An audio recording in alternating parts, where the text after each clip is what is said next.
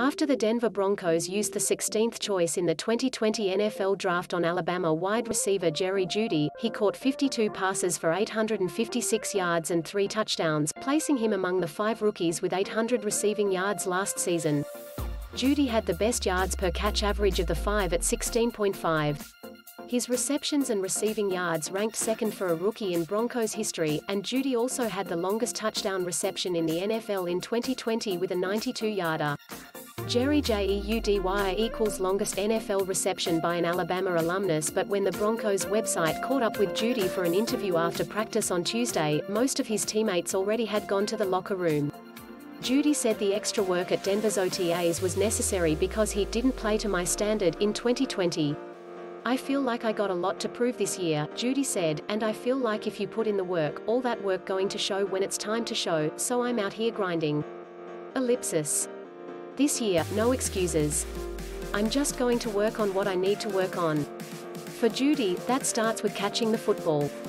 Jeudy dropped 12 passes in 2020, according to Pro Football Focus, and he was the only NFL player with 50 receptions last season who didn't catch at least half the footballs thrown to him. I had a lot of drops last year, Jeudy said, so that's a big emphasis I'm doing this season, like after every practice catching jugs. Just focusing on little details on my hands, so that's mostly what I'm focusing on. Who will be throwing those passes to Jeudy has yet to be determined. Drew Lock started at quarterback for the Broncos in 2020, but Denver obtained Teddy Bridgewater, the Carolina Panthers' starting QB last season, in a trade this offseason.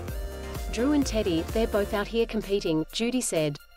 They're both out here doing great, doing what they need to do to get better each and every day.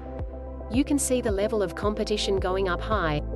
Jeudy is getting to work with the 2 quarterbacks and the rest of his teammates after being unable to have such an opportunity last offseason. The coronavirus pandemic caused the NFL to mandate an online-only offseason in 2020, and the NFL Players Association advocated for that this year, too. But even though the OTA practices are voluntary, most of the Broncos are participating. It feels good just having everybody come back to the facility, Jeudy said, and actually do some real football, like run plays and go against the defense.